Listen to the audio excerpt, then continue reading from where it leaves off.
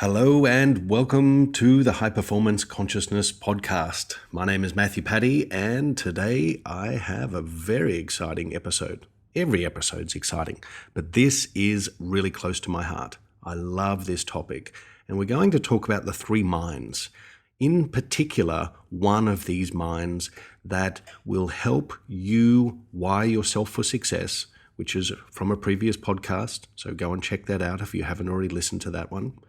And will help you to really clean up any debris, any blocks, any frustration, any boulders or obstacles that you may perceive are on your way to peak performance and to receiving the success that you want.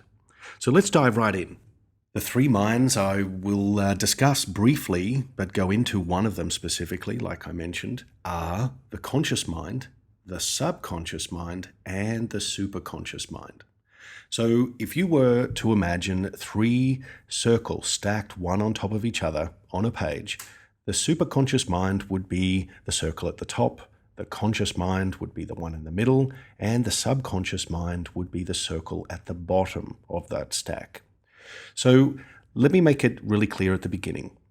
Some of what I discuss is a mixture of science and metaphysics. It's a mixture of personal development and peak performance formulas, as well as practical, grounded, down-to-earth strategies.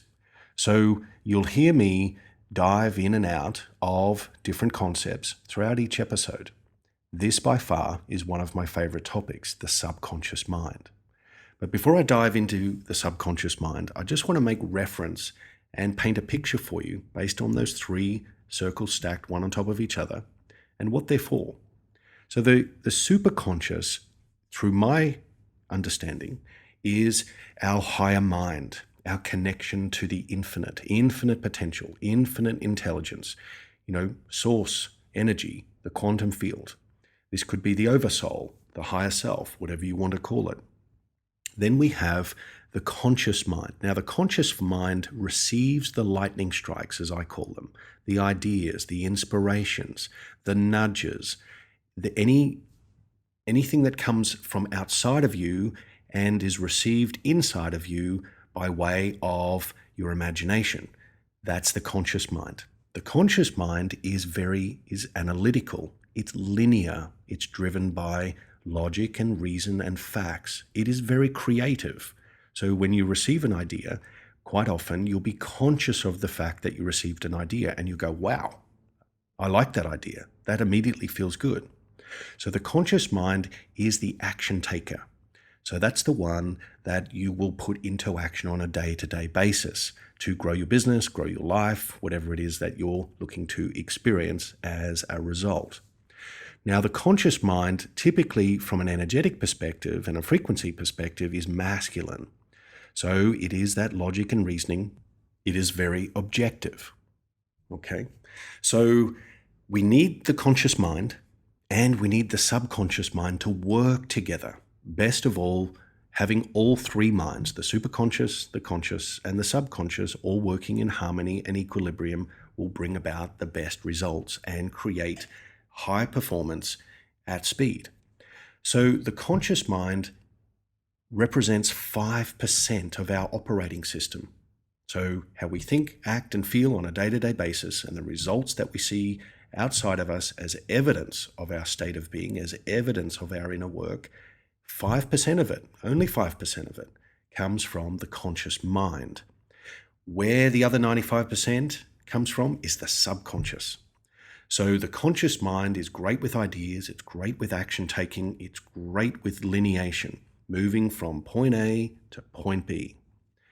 So 95% captured by the subconscious mind is where your success lies. Your peak performance consciousness is aligning all three minds. However, the subconscious is a very vast ocean of potential. And you'll see this in a lot of personal development work and success stacking, mindset work, in programs all over the world that focus on the subconscious. So the subconscious is the feminine principle. Just as I mentioned, the conscious mind is the masculine. It's got a positive charge.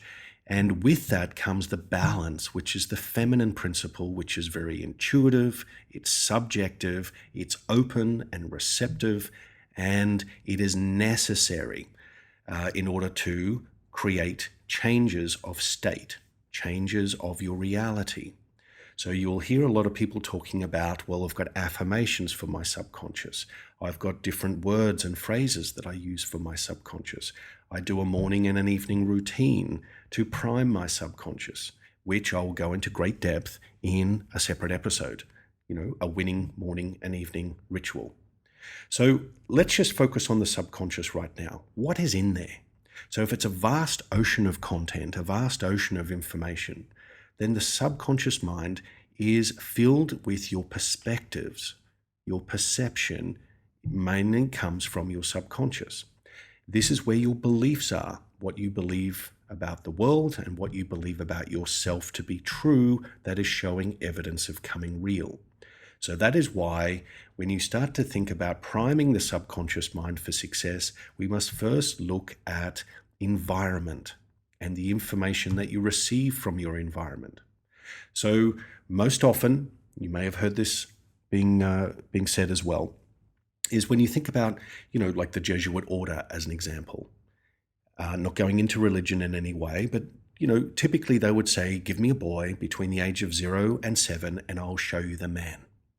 Which means the first 7 to 8 years of life, we are super primed for absorption of information because quite typically we are operating in states of theta brainwaves. So very receptive, very dreamy, very open and inquisitive.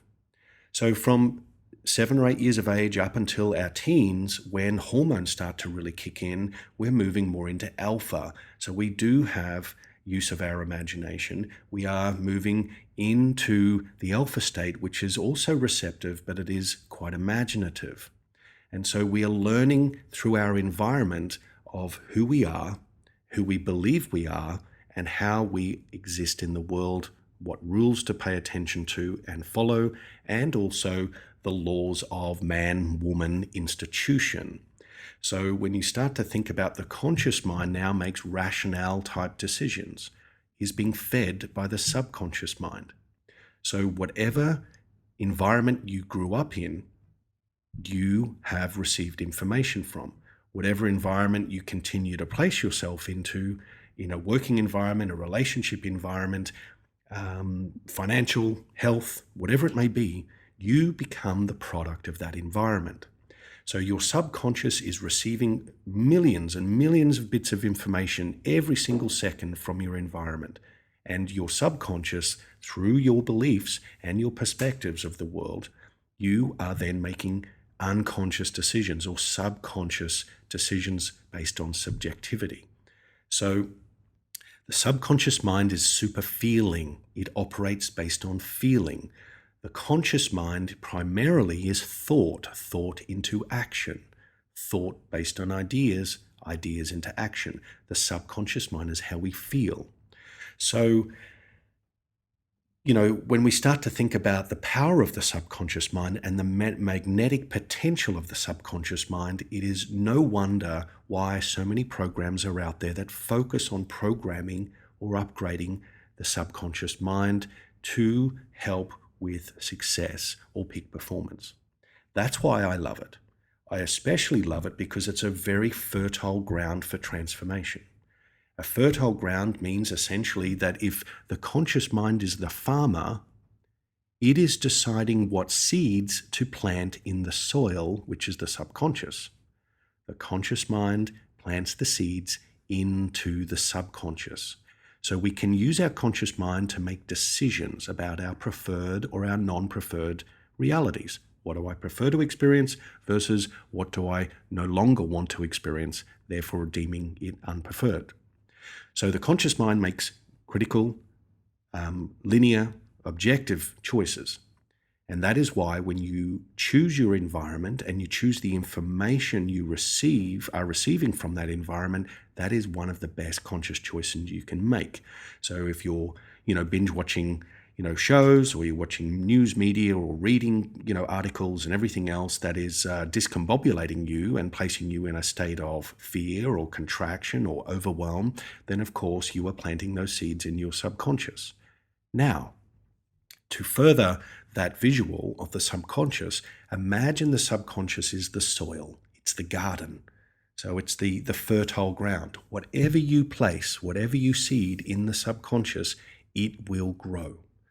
Now, as an example, based on your upbringing, if you have had an upbringing that, we've all had an upbringing, but if you've had an upbringing that has, potentially laid down some very strong beliefs about who you are, about how you exist and how you show up in the world and what other people mean to you and what success means to you, then you will be making decisions initially that will be attempting to override the seeds of the past indoctrinations, the past programming. So what that means is repetition is key when you know what and have defined what success means to you, and you have given attention and energy to that which you prefer to experience, then they're the seeds that are planted in your subconscious soil. So repetition is key. So to override old programmings of disbelief or undeservingness, lack of self-worth or self-love, whatever it may be, we must override them with new information. New information repeated over time becomes strong. And so repeated consistently over time, the strongest frequency wins, which means your subconscious mind, which is the long-term player of the game, will start to bend reality and produce results in your outer world through signs and synchronicities, through opportunities, people, places, events, in accordance with your focus and with the frequency and repetition of you planting those seeds. So I hope this is making sense and it's not discombobulating you a lot, or at all, rather. So you can change your destiny. Your subconscious mind is that underworld. It is the world that is 95% of your operating system. So if you have a morning and an evening routine that is aligned with your higher reality, with your high performance goals, then you can see why successful people continue to create success, because they've worked out a formula on how to program their subconscious mind and how to override and reprogram, uninstall the BS USB stick that is firmly stuck in our necks so that they can continue to experience consistent, repeatable results over time. So the subconscious mind is feeling, remember. So if you can feel your experiences ahead of time, you can see what they look like based on what you prefer. You can take action upon them on a daily basis using your conscious mind, your will, and your logical thinking and rationale. And you can feel them, feel the experience already having occurred ahead of time. The subconscious mind picks that up and it runs with it and it bathes in it, gargles it, drinks it, wraps itself in these new experiences.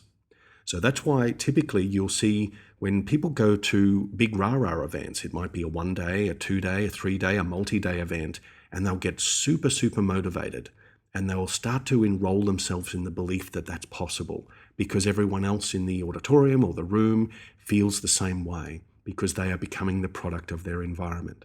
However, they leave the event and without the support, the guidance, or the stickiness that is wiring them to their preferred future reality, they will start to go back to old habits. They will start to rewind back into past experiences that are all derived from their subconscious. So when we experience or receive information that motivates us from outside, it is quickly burnt off. Inspiration comes from within. Inspiration is an eternal energy. And so when you feel inspired to pursue your dreams based on your own ideals of self, based on your own unique puzzle piece, your own genetic makeup, that's what you define as success. This is the destiny that you are pursuing. Then you go about building your own formula, morning and evening routine, and taking inspired action during the day off those impulses that feed the subconscious mind with new information. The seeds of success are fertilized, they're watered, they're nurtured, so that over a period of time they will sprout and become fruitful. So remember, the subconscious is 95% of the operating system. If you want to upgrade your reality, if you want to upgrade your business, your life results, your cash flow, whatever it is, work on priming your subconscious mind. And the subconscious mind is directed by feeling. Again, it's the feminine principle. It's the receptor mode. It openly receives. It never judges what it gives, what it receives. Never judges it. So the conscious mind must be the analytical. It must say, well, this information can go into my subconscious mind, and I give preference to that. Everything else that is not aligned with my future reality or my preferred future reality is not allowed into my subconscious mind. So I do not focus on it. I do not give attention and energy towards it. So that's why environment is key. Surround yourself with people that are on the same path as you. Surround yourself with people that believe in the same things as you, believe in the same potentials, the same opportunities, the same human greatness as you. And one of the biggest drawbacks or blocks that I hear from entrepreneurs is, if I pursue my dreams and I create a new reality in the now moment, giving attention and energy to my preferred experiences, and I go about building a systemized routine every single day that moves me closer and closer to my ultimate reality, then I'll leave people behind. I'll leave those that I've come to love and be nurtured by, I'll leave them behind, and I'll feel guilty, potentially feeling shame. And so all of that starts to find weight in the subconscious mind. And I'm going to go into greater details into this in an upcoming episode, because when we feel overwhelmed and stressed and frustrated, and maybe whether it's anxiety or depression in our business journey, in our entrepreneurial life, it's often because we have polarized ourselves. We've given other people pedestals and we've minimized ourselves, or we've placed ourselves on a pedestal by making other people wrong, and we are actively encouraging the unifying principle that we are going to be humbled and brought down. And so when we focus on the subconscious mind, we are focusing on imagery, feeling. So sights, sound, smells, taste, touch, all the five senses are baked into the subconscious and create a very rich tapestry for your experience to come alive, to manifest and become real in the world of matter, in the world outside of you. So if you want to master the subconscious mind, then understand it is 95% of the operating system. And I'll leave you with this one question. What do you believe about yourself to be true that is showing evidence of coming real? What do you believe about yourself to be true that is showing evidence of becoming real? So this is not for judgment. I feel bad about myself. I don't want to look at my beliefs. I'm too scared of them. Everything can be upgraded. Remember, that which exists, so too does its counterpoint.